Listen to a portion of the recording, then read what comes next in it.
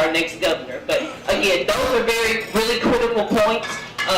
My short, sweet stump speech of why I think it's important to make sure that we have the right candidate in office for this position. But I'll tell you, the reason why I decided to move forward with running with this race is just doing the work that I've been doing on behalf of working families for quite some time now. I've worked for Communication Workers of American Labor Union. I'm not a stranger to managing cases. I understand that the district clerk's position has a primary function of being a records manager and a custodian for the courts, and I've done that for CWA for quite some time. I've helped process their grievances, file appeals, and facilitate the arbitration process for union members, not just throughout Texas, but throughout 5 other states in the southern part of the country, 65,000 cases on a daily basis. So this is more than just an opportunity for me to push paperwork and go through the motions and bean count. This is, for me, I get those calls on a daily basis having worked for the union with people saying, hey, I'm just trying to figure out what's going on with my grievance. Am I going to be able to get my job back? When am I going to be able to get a settlement? I have kids to feed. My car is being repossessed. That's more than just documents in a folder for me. These are people's livelihoods at stake, and it's very serious that we take those things as serious as possible and move those cases through the appropriate channels as efficiently and expeditiously as possible. And I can tell you with the most sincerity that I'm committed to doing that work. I understand the importance of how it impacts the livelihoods of people on a daily basis, and I'm committed to doing some things outside of the box to make sure that people in the community have a better understanding of how the district clerk's office can serve them. Most people, show of hands, do you know of anyone that may know that if they want to get their record cleared, that the forms for that are at the district clerk's office? Show of hands. Very few people. And there's nothing wrong with it. That's precisely what I'm talking about. Here's an opportunity to elect someone to this office that can really break down those barriers, build a stronger inroads in the community, and show people that this is where you go if you want to expunge your record or seal your record and move forward with your lives. Most people on a daily basis, if they've made a mistake in the past or they just happen to be in the wrong place at the wrong time, they have something on their record, and that's affecting their ability to get a job, go to school, get financial aid, everything that it takes to be a productive citizen in a society. And it speaks to the very core of, quite frankly, of Black and brown communities and how we can improve the livelihood of individuals in those communities. So I am committed to that, and I'm asking for your vote, and I'm asking for your support. Thank you. The next candidate for Dallas County Clerk in the Democratic primary is Felicia Pitre. She's a native of Cajun Country, Louisiana. She grew up in Lake Charles, Louisiana, between Houston and New Orleans. She moved to Dallas in 1985. She got her bachelor's degree from Norwood University and a master's degree in business administration from the University of Phoenix. She lives in South Dallas Fair Park and is the current president of the Phyllis Watley Neighborhood Association, and she is a member of the Metropolitan AME Church in Dallas. Let's give a big hand to Felicia Pitre. Good morning and thank you. My name is Felicia Pitre and I am a candidate for district clerk. I currently work for the district clerk's office. I manage the criminal courts. I supervise the staff of 47. I manage the imaging department. And imaging handles all the court documents, and that's what we do. We no longer have paper files. We have, everything is imaged. We're currently working with the attorneys and the judiciary to make that a much more smoother process. We're also currently working on a case management system, which is where we enter everything into the computer. So all your records are now digitized into the system. Once we get that system in place, it will change the way we do business in Dallas County, especially the criminal courts. The district clerk is more than just expungements and things like that. We have criminal courts, we have civil courts, family courts, and juvenile courts. And the district clerk is responsible for all of that. In addition to the courts, we handle the passport office. We have 3 offices in Dallas County, one in East Dallas, North Dallas, and downtown. I just had a meeting with Commissioner Garcia, and I'm honored and pleased to say that I did get her endorsement. I look forward to working with her as the district clerk. One of the things she discussed is moving a passport office from downtown to somewhere in Precinct 4. When I'm elected, with her assistance, I plan to make that happen. This will make it more accessible to people. We have not just expungement forms on our database, there are all types of forms. Of course, when we did this, we did get some pushback from the legal community because that's how they make their livelihood. We just simply provided the forms. We're not practicing law. The forms are there, so if you do need them, and I invite you to visit the website. There's a wealth of information on there that could benefit you. If you have any questions, give us a call. Once I'm elected as district clerk, I will have an open door policy. You're welcome to come by and discuss anything with me. If I don't know, we'll figure it out together, and we will get it fixed. We have a great staff at the district clerk's office. They work extremely hard. It's important to you. Why is the district clerk's office important to you? Because we handle a $13 million budget. That is your tax dollars that we're dealing with. I'm pleased to say when I first came to the district clerk's office 7 years ago, I handled that budget. I prepared the budget and submitted it to Commissioner's Court for approval. When we were asked to cut the budget by 10%, we did that. And we were able to maintain our current staff. We did not lay one person off. So that's something that we're extremely proud of. We have increased minority hiring tremendously since Mr. Fitzsimmons was hired. I plan to continue to do that. Currently, right now in the criminal courts, we have a Spanish-speaking person in each court. If we don't, then we have someone that's right across the hall that can do that. We encourage it. Coming to courts is very intimidating for people. A lot of times you don't know. So we're trying to foster a relationship that when people come, you feel like you've been served. It's very intimidating to come in not knowing what's going to happen to you or your loved one once you get there. And we're trying to change that environment. We can't change the outcome, but we can change how we present ourselves to you. The runoff election is May 27th. I need your support. As your district clerk, I will continue to reach out to you. Again, my door will be open, and together we'll make Dallas County a much better place to live and work. Thank you very much for your support. Okay, the floor is open. Any questions to Mrs. Harvey or Ms. Pitre? Any questions, Francis? Hold on just a second. Ivan fell asleep over there. Oh, he's back. He has long legs, he'll get here quick. Muy buenos días, Francis Rizzo, Tejano Democrats, Dallas County. Tarsha, this probably will not be a question that you could respond to, Ms. Pitre. It's wonderful that Mr. Fitzsimmons and you on the staff have attempted to provide translators, or that there's always a bilingual Spanish-speaking person available. My question is more towards parity. We have a larger Latino population in Dallas County than we do African Americans. Obviously, both of you young ladies are African American, and your large activity and credentials are in the African American community. My question is parity. As people are retiring or quitting their jobs, how committed are you to replacing them with Latinos? I actively pursue. I even speak with my staff. So whenever, with Dallas County, not very many people retire. It's just, they've been there for years. So, but when there are openings, we do pursue it. I'm very proud of my record in hiring Latinos in open positions.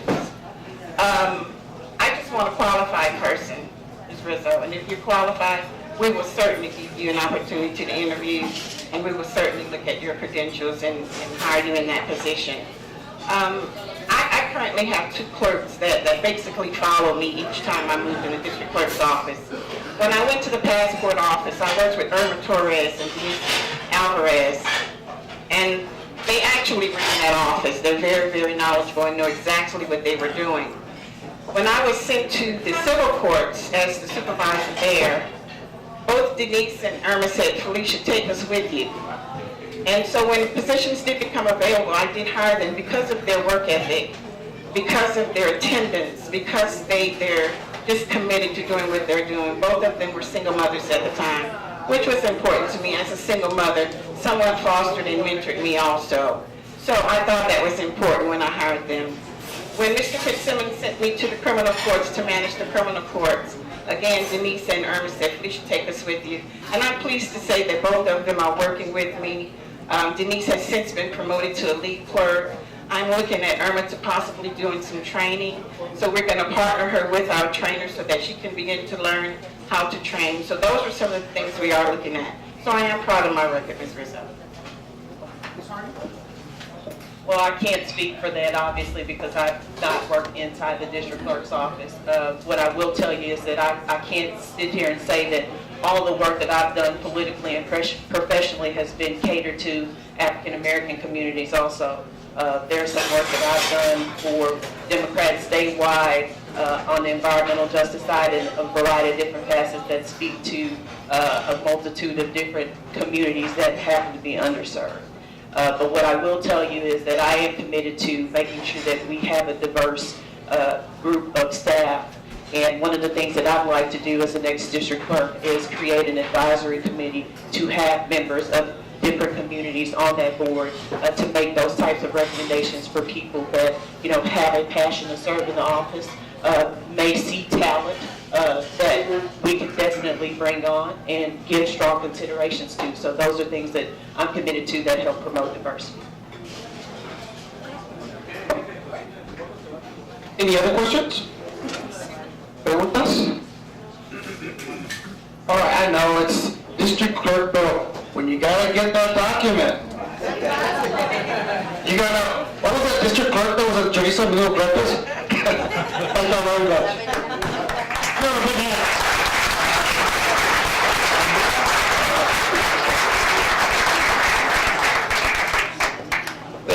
I think we have another candidate who just arrived.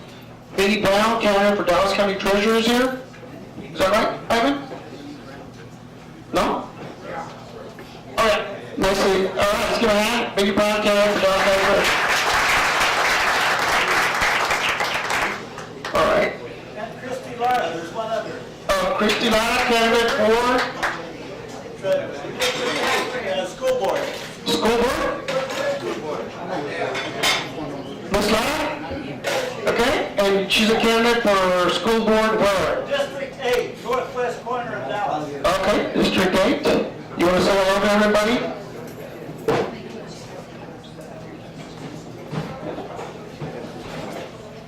Hola, ¿cómo está? It's a beautiful room. It's quite large. My name's Christy Lara. I'm running for school board in District 8. I came here primarily because I've never been to this meeting, and I was warned that it was a large meeting. So it's exciting to see so many people engaged in the progress. We know that it's difficult to get people motivated and out and speaking about the issues that we're all concerned with. And one of the major issues that we're concerned with here in Dallas, of course, is the situation with the school board. GISD, you know, we've come a long way and we've fought hard as a people to get where we need to be, but we know that the past couple of years have been a bit of a struggle not only for our students, but a struggle for our parents and those in our community who rely on the public school system to educate our kids.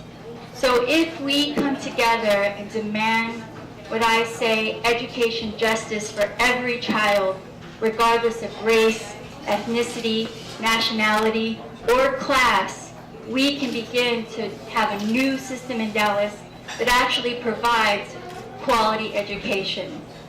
I've recently learned that some of our students in our schools don't even have textbooks to take home with them, and I don't know why we aren't speaking out and changing that situation in our schools. I've also learned that there is a tremendous amount of our students that are dropping out. We need to change those dropout rates. We need to retain those students, and we need to change the way the system treats students who are struggling to achieve. No student should ever be thrown away as if they don't matter. So what I want to say is that today we know that there's a tremendous amount of controversy and issue, and quite frankly solidarity around the issue of home rule districting. But we as a community need to stand up and say, we demand democracy in our school system.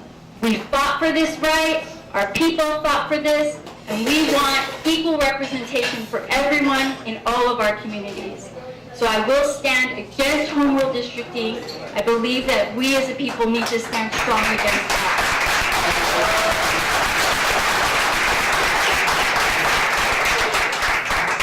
I do want to say that there are two philosophies going on in schools. And this is the great civil rights issue of our times. One philosophy says our schools are to be run as a business, that our children are going to go through the system like cogs on a wheel, that they will be tested and over-tested and tested again, and quite frankly, some of them are traumatized by these standardized tests. They are harmed. Their self-esteem is being harmed, and they're being told, Mija, mijo, you're not good enough.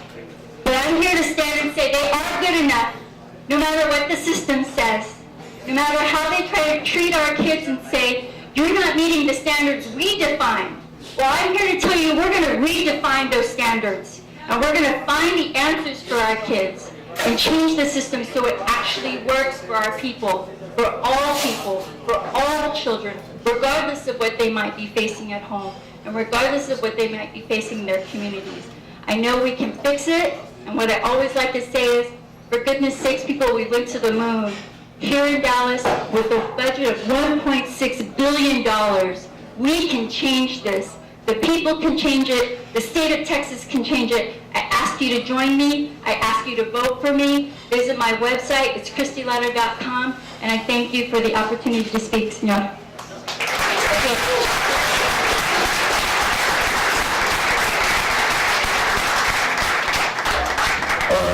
Doña Luz Hernandez, ¿se puede pasar? She has a update regarding her daughter's case. A ver, unas cuantas palabras acerca del caso de su hija.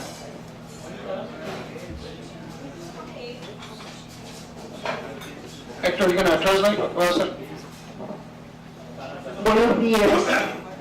Antes que nada, mi eterno agradecimiento, Domingo García, a la comisionada Elba Varas y a todos y cada uno de ustedes. Mi nombre es Luz Fernández, para las personas que todavía no me conocen.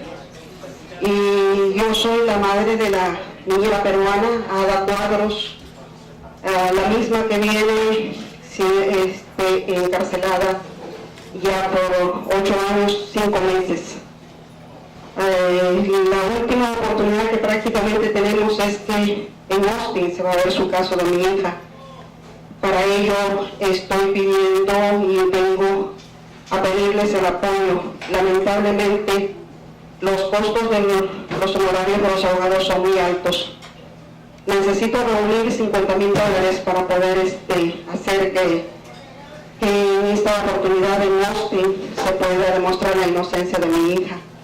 Es por eso que acudo y vengo a pedirles el apoyo de ustedes. Tengo en mis manos unos dibujos que mi hija está haciendo. Esto lo estamos viendo ella para ayudar también para su defensa. Estos dibujos los estamos pidiendo una donación de $20 cada una.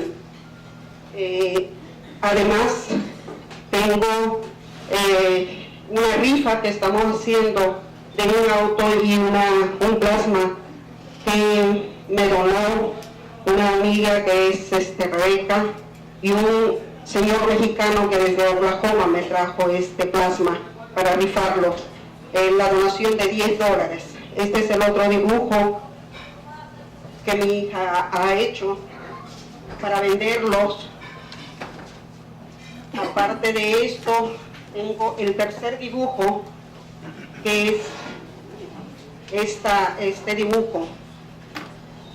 Yo voy a pedir a todos y cada uno de ustedes tocarles el corazón, porque no es fácil llevar ya 8 años y 5 meses en esta cruzada tan difícil.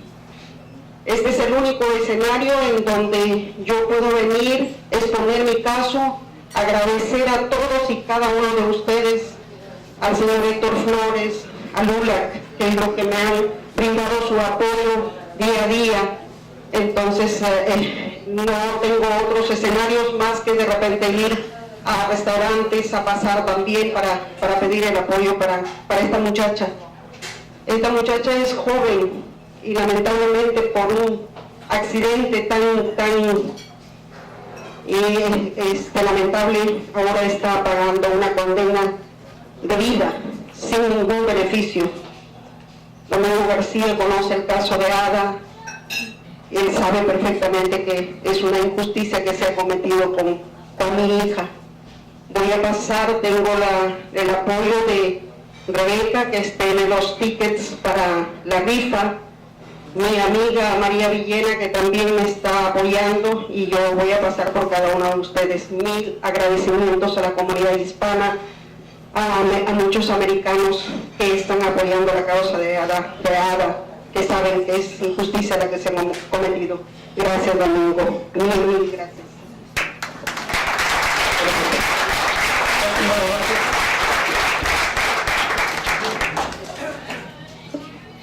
Good morning, everybody. You know, you probably have heard in the last 10 days to 2 weeks the whole issue of home rule. And I'm glad that one candidate has declared herself as opposed to home rule. Basically, this law, home rule, has been on the books since 1995. And while the rollout has been atrocious, if anything, nobody knew about it, the community was not engaged in it, they did not consult with either teachers, educators, principals, or anybody.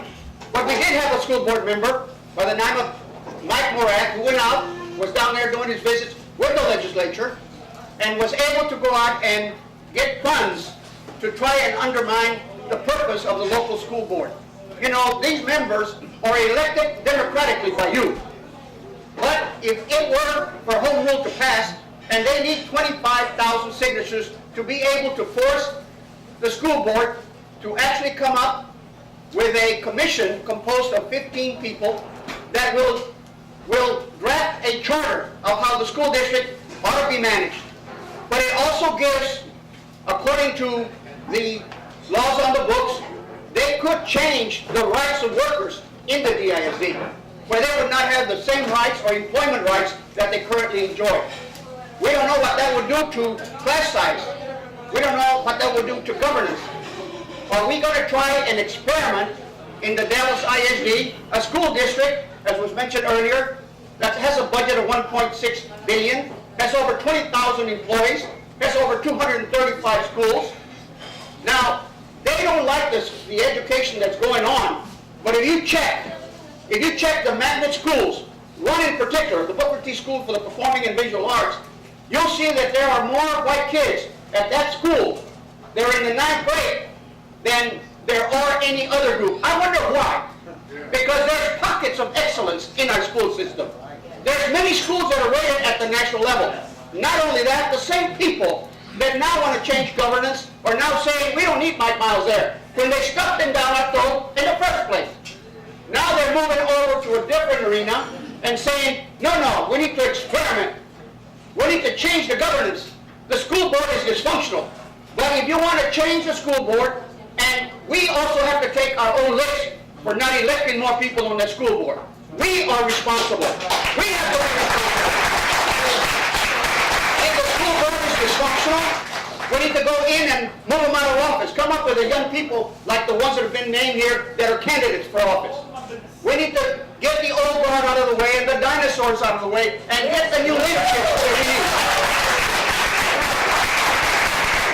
Ya se acabó eso con mi compadre y mi comadre, no se acabó eso. We need the young people now to take over and take the leadership where it needs to be. And the people are very qualified. Look at the people here to my left as an example. And Christy Lawler was here just a minute ago. We need to have more of those young people assume these leadership roles, because they not only, the tax burden is going to fall on our community, and we most certainly must educate our community. We have got to assume our rightful place in this society and in this community, in this state and in this country. You got to help us do that. I did take the time to read a letter, and I know that we're about ready to adjourn, right?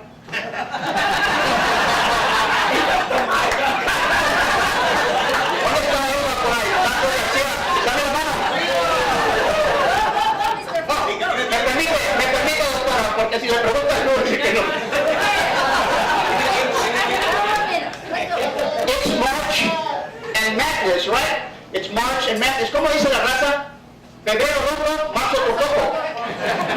And we're not talking about basketball, but about the recent conversations, meetings, and articles concerning the Home Rule Charter effort. We have heard several proponents express the same idea in different ways. That public schools are not as good as charter schools. In reality, the research indicates they're not any better. In fact, they're failing miserably. You have the example of New Orleans after Katrina. The whole system became charter. It's a dismal failure to this day. Thousands of families, employers, and communities are upset and confused by the rhetoric of the proponents of home rule. And know that because the word, quote, charter is in the name of the school does not mean the school is better. Recent articles in the newspapers verify that.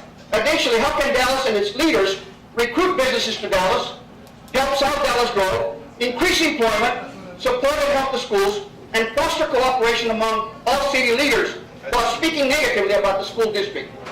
Many of the proponents of home rule have supported Superintendent Miles in his efforts to bring changes to the district. How can anyone voice support for what he has done in the last 2 years and then champion home rule? You can't have it both ways. You can't be hypocrites. While the rhetoric is disturbing, it is indicative of the myths that educators are solely responsible for everything that happens on a campus and they are against change. Both are incorrect. Behind every school are thousands of DISD employees, PTA groups, community organizers, businesses, church groups, retirees, parents, and students who share responsibility for a school's success or failure. DISD schools are not dark and hopeless. They are filled with bright ideas, learning and achievement, and hard-working DISD employees who are there to ensure success for the light of our lives of the students. And the data they've been throwing out is inaccurate and faulty. And our mayor, Mike Rollins, walked out when he was being asked about all these things because he was expressing faulty data that was being presented and bandied about. Another myth is that educators do not like change. It would not be surprising if that was true, considering all the changes implemented over the last 10 to 15 years. And if you don't believe me, that's my friend over here, Bill Beckson. He has all the data really right this moment. But, however, it's not change itself that educators find objectionable, but rather how it comes about and how it's implemented. The recent home rule effort is a perfect example. Secretive, divisive, out of the blue, lacking information, lacking input, questionable supporters, and questionable data. How can anyone support the concept of home rule when there's so many questions that have not been answered? And you know, this group, they don't even live in Dallas. They're from out of town, and they don't even have their children in the public school. Man, shameful, don't you think? Thank you very much.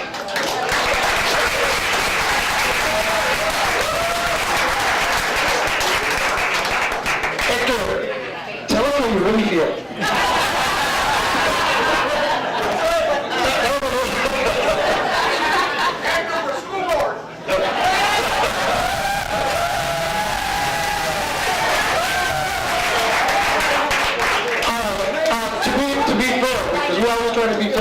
We're going to have this, we invited Mayor Rollins to come next month.